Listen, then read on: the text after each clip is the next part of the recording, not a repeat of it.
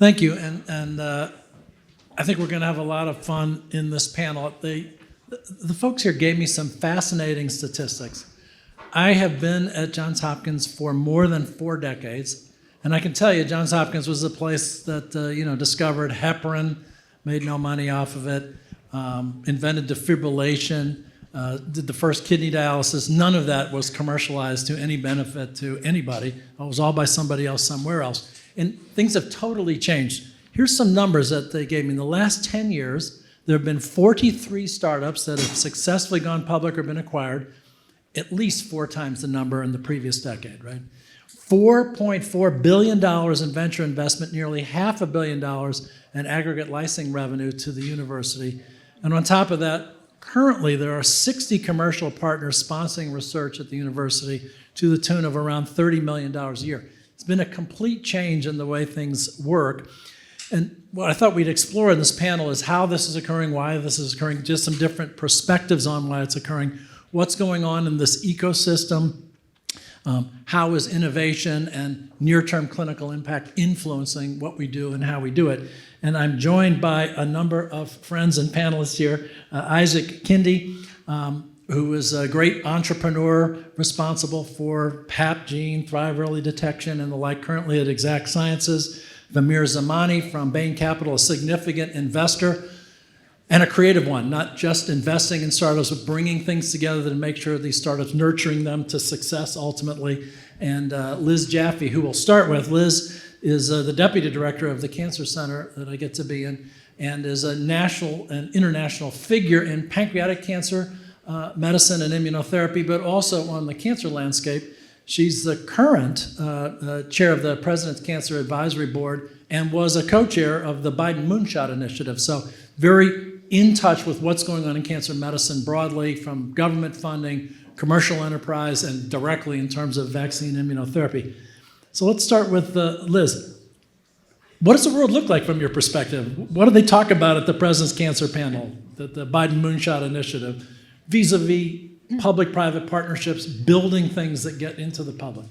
Yeah, I think there's been a real transformation. When we started back in, it was 2016, on the President's, on Vice President Biden's Blue Ribbon panel, it was really about developing a roadmap for what the National Cancer Institute should do with the money coming from the moonshot, and how it should really enhance research. And it did a good job. It did a lot. It was a time when technologies were just really taking off, where we can now really understand at a molecular level what's going on in a small piece of cancer, and then look at the basically the environment around it and all the interactions. And as you all know, a lot of good science is translating into therapeutics and companies now.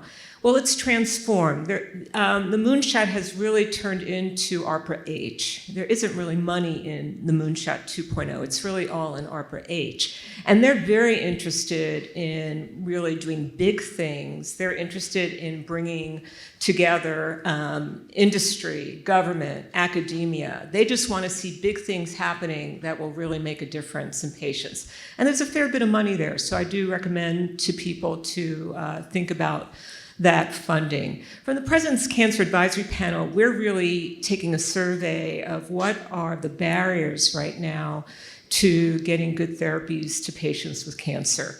And we've also provided several reports already to the President on the National Cancer Plan in general, where we talked about research funding really needs to be more of a cooperative funding. There has to be easier mechanisms to work with industry when you're in government, when you're in academia. We've talked about we need ways to bring people together, to make it, to incentivize it. I always say when I get to talk to the White House, everybody has to win. We all have to win. Industry, academia, government, we all, and of course, most importantly, our patients. So that's one. An area that we're just finishing a report to the President. So I get to identify areas I just think are barriers or opportunities. So we're now looking at how can we leverage technologies, particularly AI, to enhance patient access to all the therapies we have on clinical trials, on standard of care, and also navigate them through the system, provide them with the information they need. What are the drugs available? And so we were able to work with people in government, people in industry, people in academia over a series of multiple long day meetings. And now this report is going to the president again, talking about how we really need to come together and provide incentives so that we can utilize appropriately, responsibly, and to provide to all patients good AI-type interventions. So Liz, one of the things that we've done today is we've heard about one of the companies that you helped create, the Aventress vaccine kind of platform. There's an explosion in interest in vaccines, as was discussed during those presentations. One of the challenges has been, can we build new strategies to prevent cancer altogether? There's been an explosion in new treatments that we have available, new drugs and new antibody drug conjugates, all kinds of things. Very different from when you and I started in cancer medicine. But it's still been pretty difficult to chase after cancer prevention. Yes, there's the HPV vaccine. There's some clues in there. It's hard to treat with it, easier to prevent, a point you guys raised earlier this morning. How is the National Cancer Program thinking about building preventive tools? Right, that's a great question. So one of the recommendations that came from the Blue Ribbon panel to the National Cancer Institute was to build these atlases. And when we talk about atlases, we mean really doing a deep dive into tissue. We've traditionally done that with actual cancer specimens. We told them you have to do it in the pre-cancer. So there's a number of pre-cancer atlases now where we're doing a deep dive. We're doing single-cell transcriptomics, spatial proteomics, really trying to understand how the genetics and the inflammation and even the local cells within the organ are all contributing to the progression from a normal cell to cancer. And we used to think of cancer as a genetic disease. I think it's pretty fair to say cancer is much more than a genetic disease. It's a genetic disease, inflammatory disease as well. So I think there's an appreciation. There's a lot of data coming out of there, and hopefully it should be accessible to everybody to mine, to better understand what are the early targets we can intercept with. So Isaac Kinde, cancer medicine has benefited incredibly from the discovery, development, and commercialization of just an incredible amount of products, new treatments, new approaches, and whatnot. A lot of this occurred as sort of a handoff. You'd have researchers doing discovery research, and maybe if somebody read the right paper at the right time in the commercial or private sector, you might see something appear as a product. You were unique. Unique is probably an overstatement. You were definitely rare when you came through. You came to the Hopkins Medical School to learn about medicine and science. What happened then? I met fantastic people, and that was the reason why I decided to come to Hopkins for my training. Just really, really remarkable people focused on improving public health, and that's what I wanted to do. I didn't come with a vision to start a company, but I knew that Hopkins had the types of people that I wanted to work with. And working with my research advisors, Bert Vogelstein, Ken Kinsler, Nick Papadopoulos, we set out on solving or attempting to solve a huge problem in cancer, which is early detection. And with early detection comes a really, really set of effective tools to cure disease.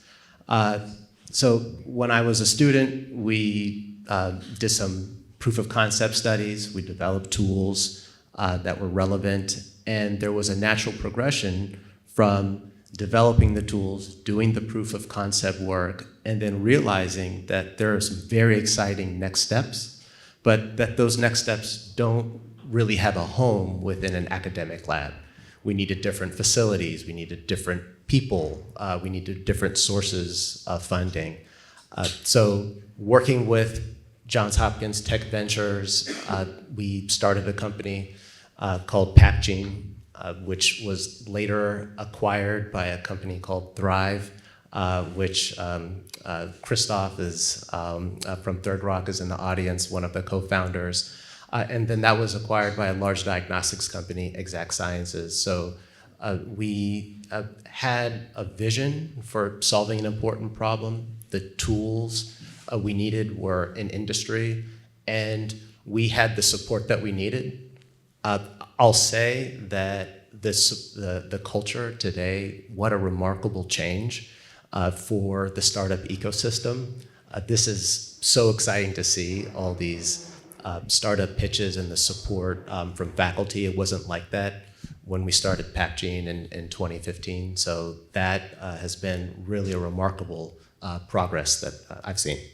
So you described how the research you were doing moved in that direction. You needed, a different kind of diagnostics is not the same as doing an assay. A test is not an assay.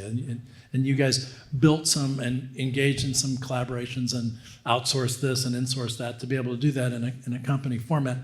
At what moment did you realize that this is what you wanted to do? Because you could have easily gone on and done internships, residencies, all this kind of stuff.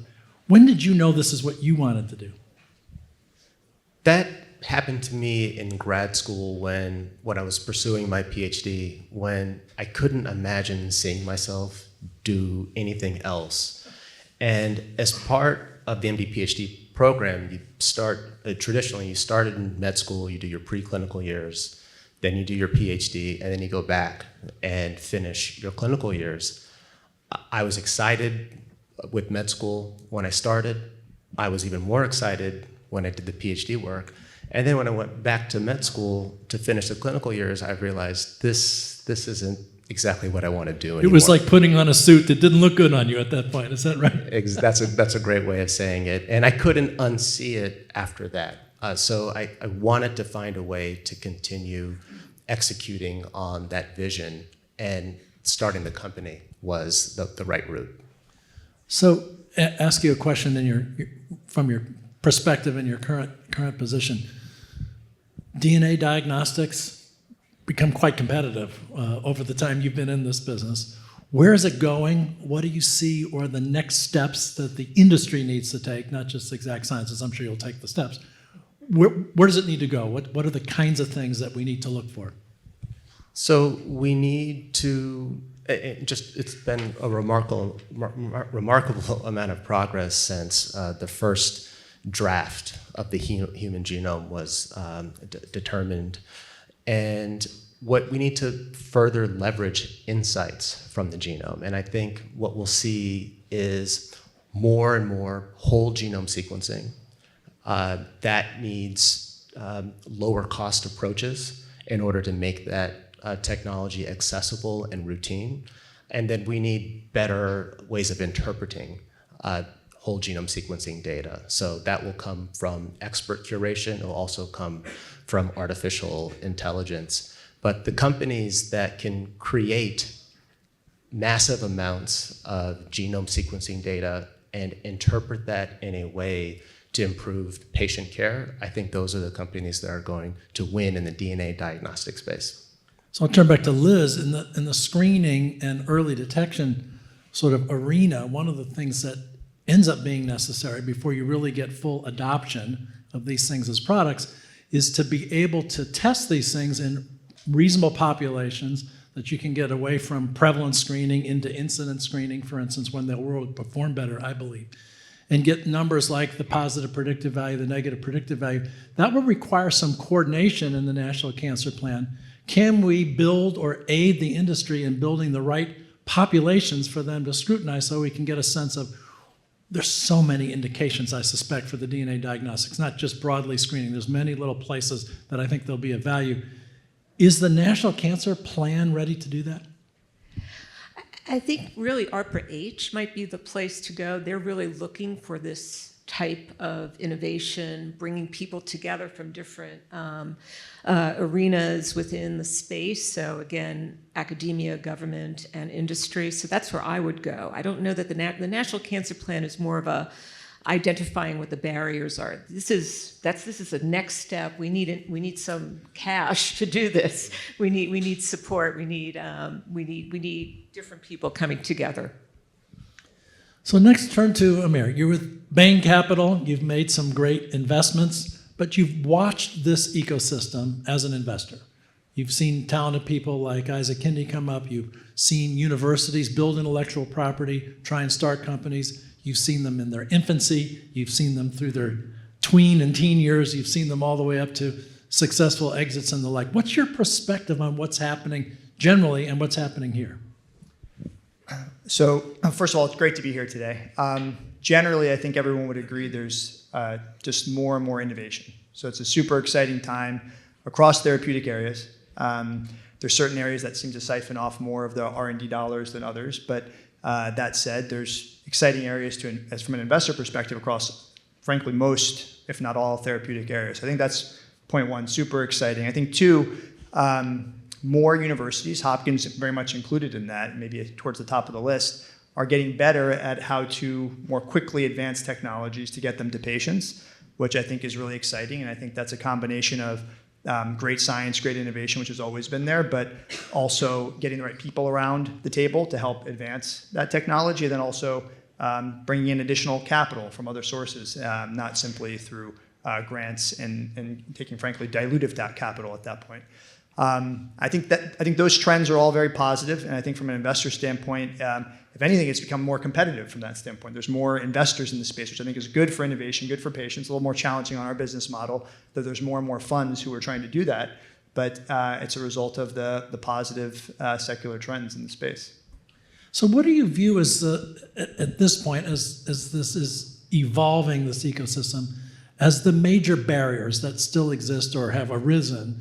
Is it access to capital? Is it the quality of the technology? Is it the interface between academic researchers and people more experienced in commercialization? Where do you see is what we need to do next, culturally? I mean, yeah, there's probably not one roadblock. There's probably a number of medium-sized roadblocks. I don't think there's any kind of insurmountable block, but a couple of things. I think one is coming back to the fundamentals of you need good science, good assets, you need people around the table, and you need capital, if you kind of simplify it to those three things. I think on the science front, one thing that we run into is the technology being applied in the right way or being thought about in the right way. Sometimes it may be a result of an academic interest, but maybe not where the capital will want to fund it. And so kind of more quickly getting that perspective on where to direct a technology or a platform. I think on the people front, it's sometimes there's a roadblock around getting the right people around the table early enough who can help actually with, in the therapeutic space, drug development and what it takes to get things approved by the FDA, what it takes to get them adopted by clinicians, really thinking through those questions that are not the typical questions that I think are going to be thought about in academia. And I think on the financing side, there's probably just more, come up with more creative ways to fund companies that I think work for founders and investors and their LPs. And I think there are more, as I mentioned, more funds entering the space that are taking more creative approaches to how to fund companies. And I think all those are kind of roadblocks, but all surmountable. so I think we're going to have the ability to ask questions. Is that right? I think. Some people may have questions for the panel, but I'll keep going. One of the things, of course, is that there are very few universities that are going to build medicinal chemistry capabilities to make small molecules. So there are things that seem to be segregated. Having said that, they're more accessible in terms of outsourcing kind of things than ever before. How far can universities take new technologies? They can build IP around them. How far can they take them? How far should they take them? It's a good question. I think it depends a little bit on the team and the environment in which I think a technology is developed. I think in general, my take, I'm curious what others would think here, but my take is that in general, maybe it takes a little too long to move it out of academia, and I think probably just stating maybe the kind of obvious line there, which is I think there's opportunities to expand and more rapidly develop through just funding it at a much greater scale than would happen otherwise. And as mentioned earlier, just getting the right people around the table to help founders and scientific founders think through the best path forward for the technology. At the same time, you see sometimes that you might lose a little bit of that innovative engine, in particular if it's a platform technology. And so you want to be mindful of that as well. So Liz, he's talking about access to expertise as well as access to capital. You've been at the beginning of commercializing a number of different things. What's your perspective on this? What is in the way of us commercializing more things? Well, again, I think that we have great ideas. I think everything that you've said. I think we just need more people to help. We have a great group here now that's really helped us. If you look over the past 10 years, I would say that I've never seen this much movement from the lab or from academia into biotech and industry.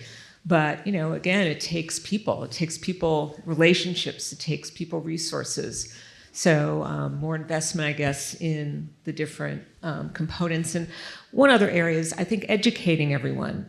I think that's been better over the past 10 years. Educating people like me, people in the lab, my young, researchers, how you do this. It's not that simple. So understanding how to do it makes you more likely to be successful.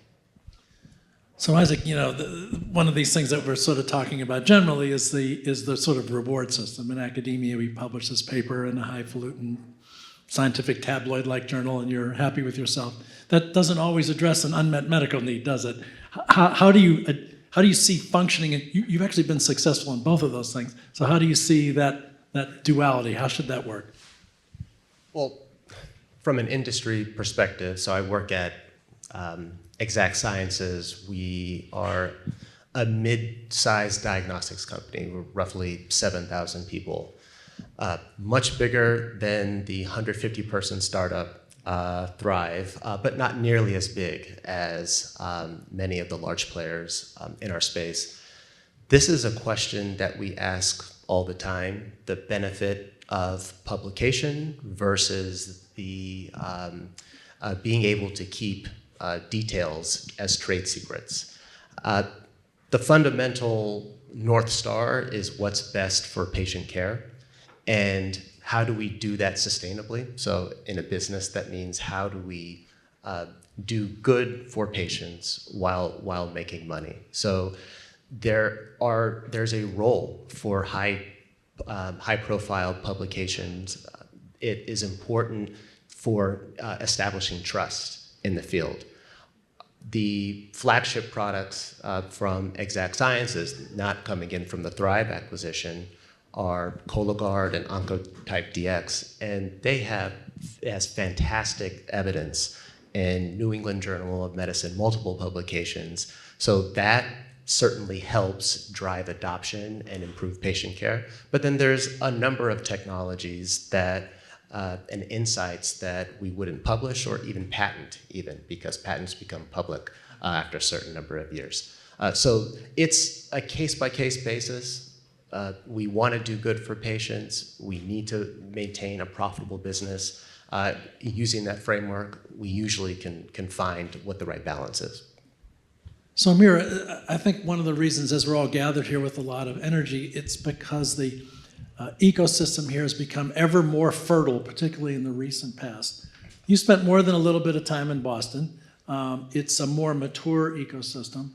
There are some strengths in this area, including great universities, the willingness to start companies. NIH is located in Maryland. Everyone sort of casually forgets that. How do you look at this, what's going on here versus what you see in Boston and South San Francisco and San Diego and the like? What's your perspective as an investor? Yeah, so as an investor, we like to think about value, and I think that there's an undervalued aspect to Baltimore. So I think that's the upside to it.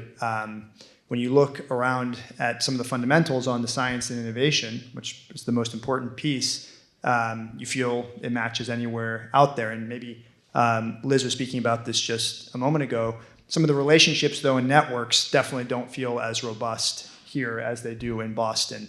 Frankly, events like this or more interactions among entrepreneurs, investors, just happen a bit more regularly. And so I think that ecosystem is pretty robust in Boston. I have to say it feels like a very small town to me. I am from Baltimore originally, but Boston does feel like a very small town to me now because it really, I think of it as like the biotech people there. And I go anywhere in Boston, I feel like I run into people now that I know almost everywhere, just because of how many networking events there are across a number of different spectrums. So that's the piece that stands out as quite different. But as I said, I think that's buildable, and events like this, I think, are on the right path to doing that. And Liz, in that general space, the federal government would like us to take discoveries and turn them into things that would be products. There's a real interest in building an industry that's successful and innovates and sells products throughout the world. So they would love us to be able to do this better and better. Our state would love us to do this better and better and is willing to put some investment as well as some sweat equity into this.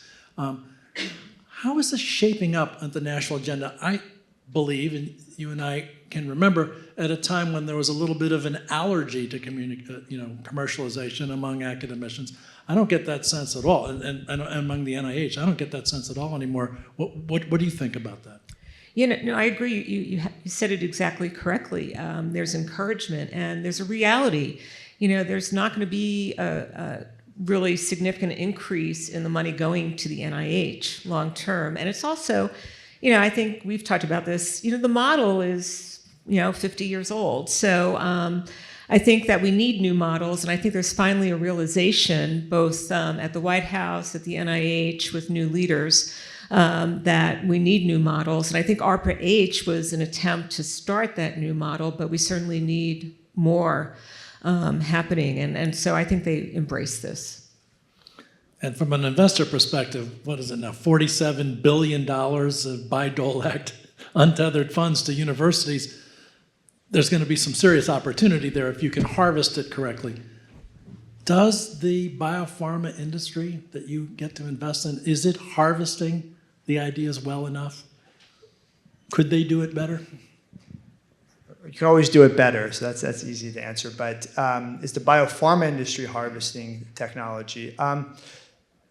That's hard to say. I don't know that I would say yes to that. I think investors are certainly getting better and better at it and embedding themselves, frankly. I mean that in a good way, not in a bad way, but embedding themselves in universities more closely and aligning themselves with universities more to be closer to the science, to the founders. There's a number of investment firms that have very proactively done that sit on councils to vet ideas in a very systematic and regular way. So I think investors are getting actually pretty good at that. I think that's a growing trend, so I think we'll see more of it. I can't say that I feel that way about biopharma doing that. I don't know that, but now leveraging the insights, for sure. I think they do that all the time, and leveraging the insights in their own internal R&D, but maybe a little bit less so from a fundamental new co-creation standpoint. So Isaac, Amir is sort of describing how the investors are getting ever more and more shrewd. And you had the experience through PapGene, Thrive, up to Exact Sciences, of interacting with some shrewd investors. You mentioned one of them, Christoph Langauer, is in the audience. How did you interact with them? How did you learn how to interact with them? What's the secret to interacting with investors from what you had originally was an academic perspective as you became an entrepreneur?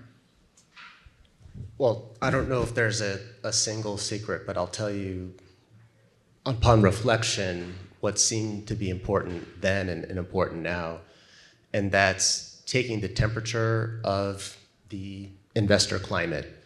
When we started PapGene, the funds were available and almost, not entirely, almost free-flowing, at least relative today. Today, it's much more difficult to obtain capital. So I say that because when we started PapGene and then Thrive, it was very important to sell the vision about how the technology could grow there and how to have the best technology.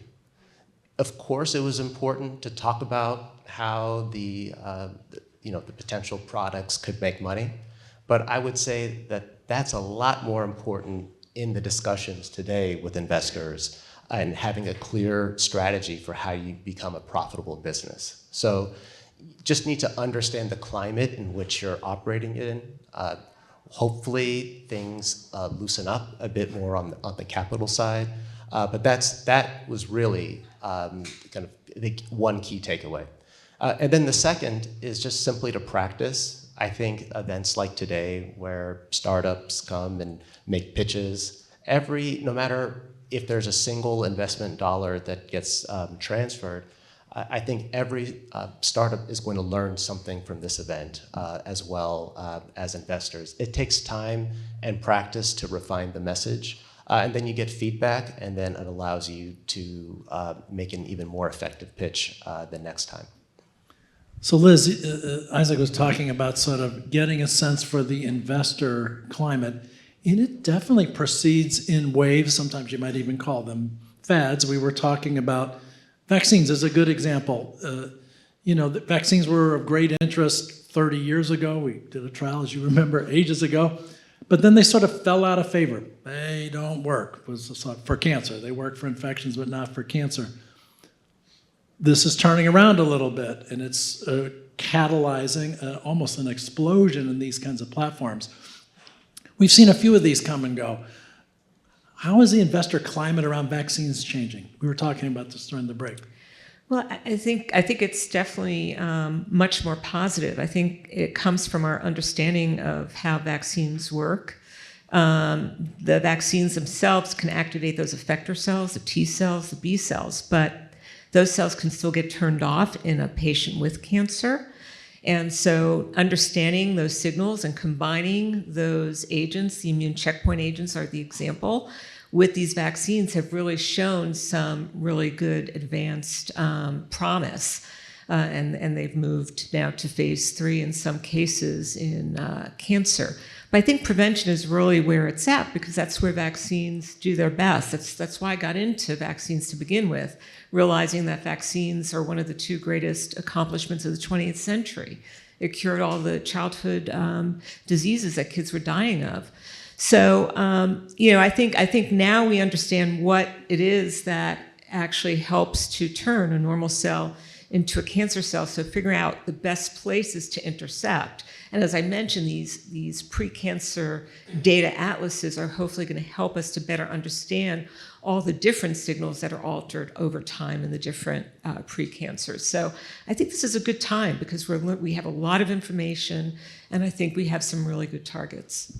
So Amir, a good friend of Liz and mine, in fact, one of them was one of my roommates in medical school, Brian Drucker, Charles Soares, came up with imatinib along with what became Novartis. I can tell you when they were doing this, and we remember this, there was intergalactic consensus that you could not make a selective kinase inhibitor. Everyone was sure, no one would pay for it. They stumbled across it, and of course now everything was a kinase inhibitor for a while.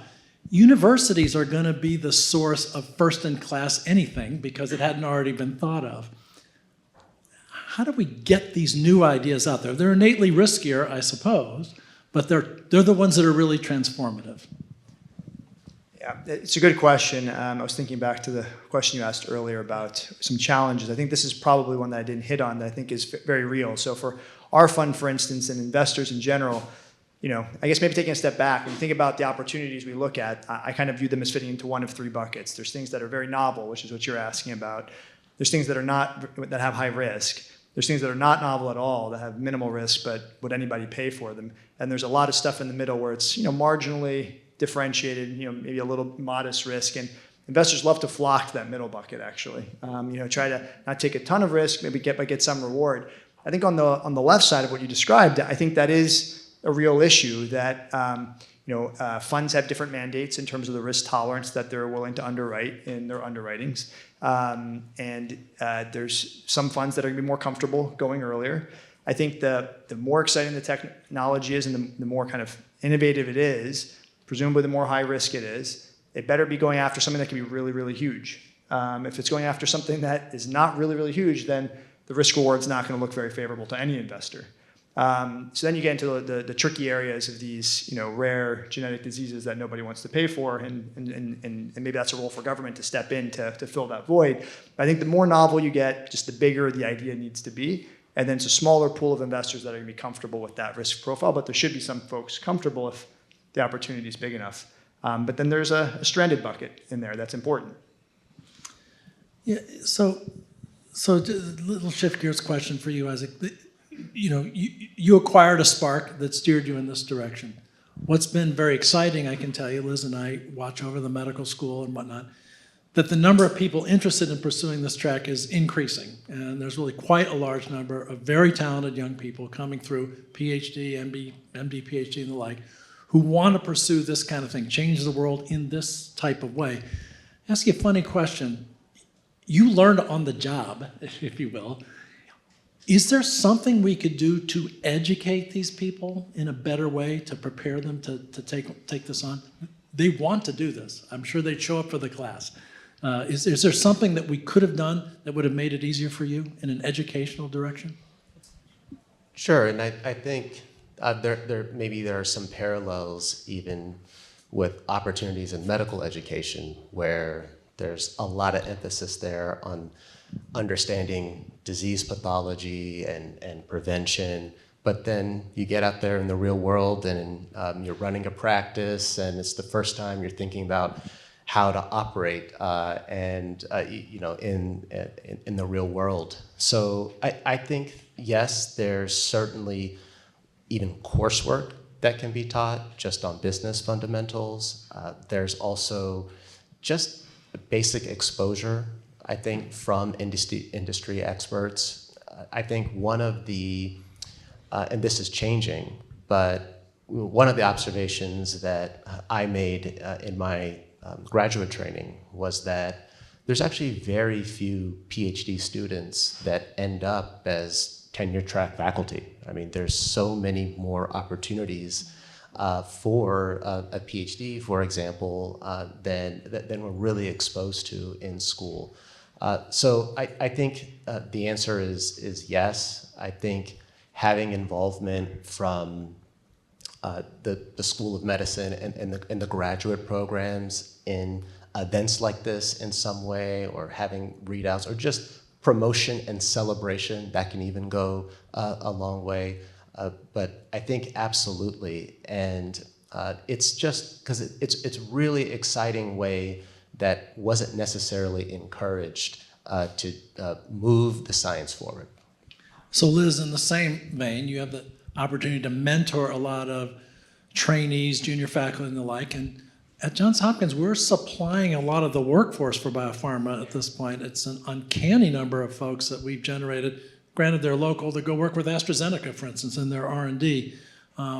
As you're mentoring them, are there things that you think that we don't do well enough as we push them into these great opportunities? Yeah, I think they don't know anything about what it's like to work in biopharma. So I do think that there are opportunities for partnership, and certainly AstraZeneca has had one such program, but only for MD trained. I think we need this for PhD trained, and maybe this could be around a shared project so that everyone has to benefit. I'm not going to give you my graduate student if also I'm not going to benefit, but I'm teaching them how to do science. So I think this is one of the topics we just finished nationally for my President's Cancer Advisory Plan, the workforce. How do we think about the workforce differently and the needs of the workforce? And we had people from industry at the table, and we talked about, are there new models where we could co-share the development of these individuals who are interested in those pathways? Okay, we're perfectly on time, and we'll get us on time for the rest of the afternoon. Close with a comment from Amir. We've attracted lots of investors to come, hear pitches, interact with our people. What about this works? What should we do better the next time from the perspective of an investor? I think today's a big success. So I think I feel very lucky to be part of it. I think we've had some great pitches. Hopefully there'll be some more great pitches this afternoon. I think the most important thing is bringing people together, building more of that culture here, more of those connections. And I think it'll keep snowballing on itself in a positive way. All right, Liz, Amir, Isaac, thank you all very much for participating in this panel. And I'll turn this over to the management.